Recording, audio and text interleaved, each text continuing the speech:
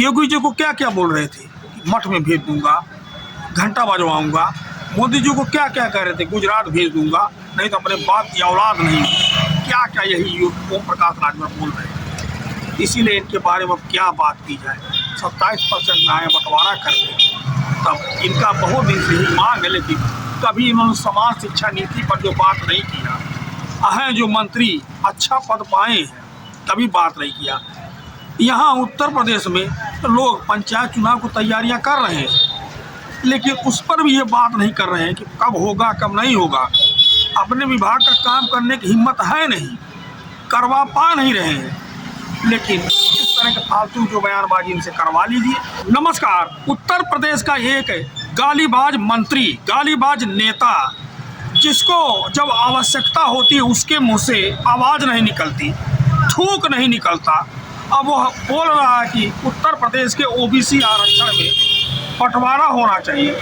वो अभी इसलिए क्योंकि ओबीसी आरक्षण का ज़्यादातर हिस्सा यादव खा जा रहे हैं और बाकी जातियों को कुछ मिल नहीं रहा।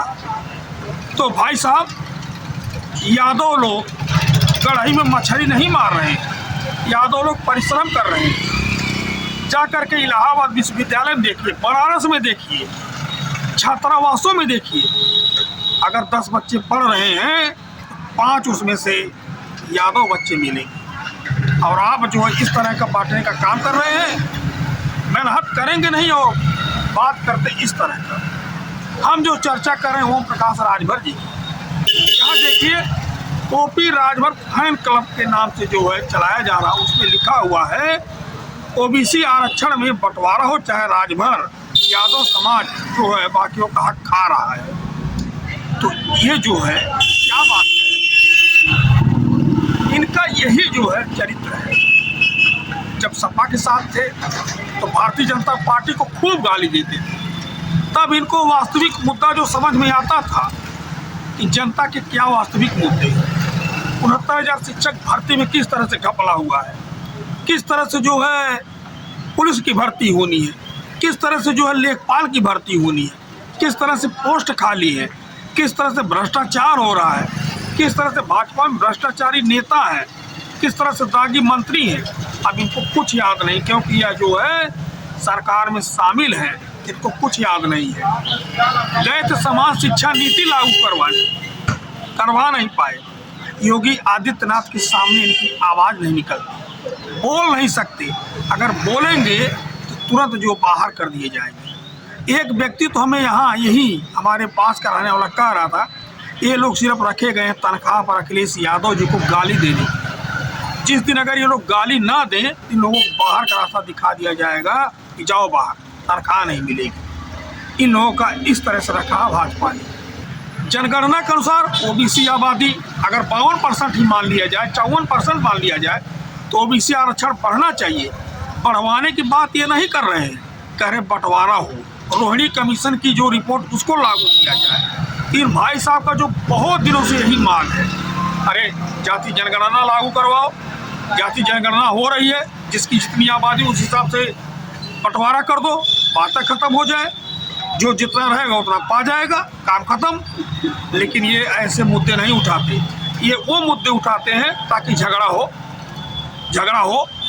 पीछे जब सपा के साथ थे तो भारतीय जनता पार्टी के नेताओं को खूब गाली दे रहे थे। योगी जी को क्या क्या बोले रहे थे, योगी जी को क्या क्या बोल रहे थे, मठ में भेज दूंगा, घंटा बजवाऊंगा। मोदी जी को क्या क्या कह रहे थे, गुजरात भेज दूंगा, नहीं तो अपने बाप की औलाद नहीं। क्या क्या यही ओम प्रकाश राजभर बोल रहे हैं। इसीलिए इनके बारे में क्या बात की जाए। 27% में आए बंटवारा करके, तब इनका बहुत दिन से ही मांग है, लेकिन कभी इन्होंने समाज शिक्षा नीति पर जो बात नहीं किया है, जो मंत्री अच्छा पद पाए हैं तभी बात नहीं किया। यहाँ उत्तर प्रदेश में लोग पंचायत चुनाव की तैयारियां कर रहे हैं, लेकिन उस पर भी ये बात नहीं कर रहे हैं कि कब होगा कब नहीं होगा। अपने विभाग का काम करने की हिम्मत है नहीं, करवा पा नहीं रहे हैं, लेकिन इस तरह के फालतू जो बयानबाजी इनसे करवा लीजिए। अभी यूजीसी का मुद्दा जो है, जो उसमें सुधार हो रहा था, उस पर इनके मुंह से थूक नहीं निकला, थूक गटक गए, तब आवाज़ नहीं निकला।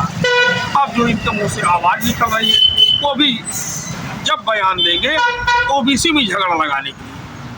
अरे पहले आरक्षण तो बढ़वाइए, तब जो बंटवारा कर लीजिएगा।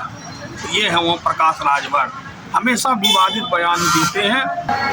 अब इनके बारे में क्या कहा जाए, आप लोग ही अपने तरफ से इनके बारे में रोशनी डालिएगा, कमेंट करिएगा, बताइएगा इनका व्यवहार आप लोगों को कैसा लगता है।